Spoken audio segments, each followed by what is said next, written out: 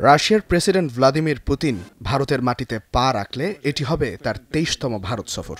আর Ukraine যুদ্ধ শুরুর পর এটি হবে তার প্রথম ভারত সফর। যুদ্ধ শুরুর পর রাশিয়ার বাইরে খুব কম দেশেই ভ্রমণ করেছেন পুতিন।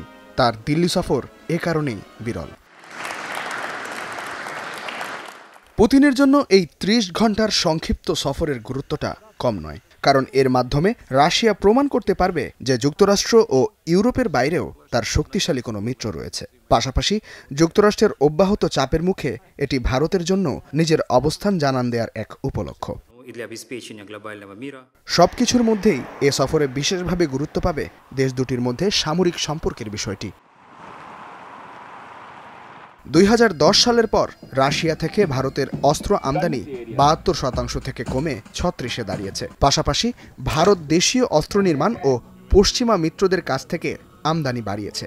তবে আন্তর্জাতিক শান্তি গবেষণা সংস্থার মতে আমদানি কমলেও এখন পর্যন্ত রাশিয়াই ভারতের শীর্ষ অস্ত্র সরবরাহকারী দেশ।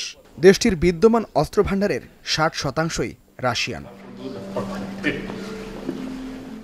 বিশেষজ্ঞরা মনে করেন পুতিনের এই সফরে রাশিয়ার অত্যাধুনিক স্টেলথ যুদ্ধবিমান সুখয় ৭৫ নিয়ে চুক্তি হতে পারে।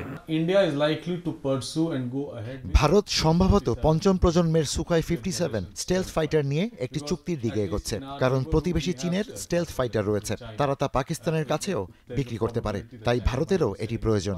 রাশিয়া সম্ভবত তা সরবরাহ করতে প্রস্তুত। পাশাপাশি অতিরিক্ত S-400 আকাশ প্রতিরক্ষা ব্যবস্থা কেনার বিষয়ে আলোচনা চলছে।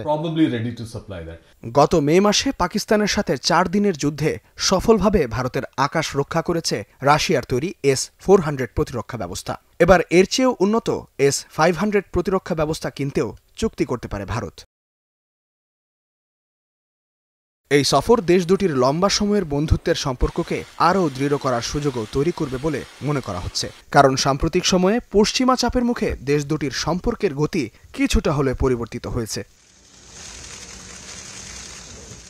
ইস্তেয়াদুল মাহমুদ, স্টার নিউজ।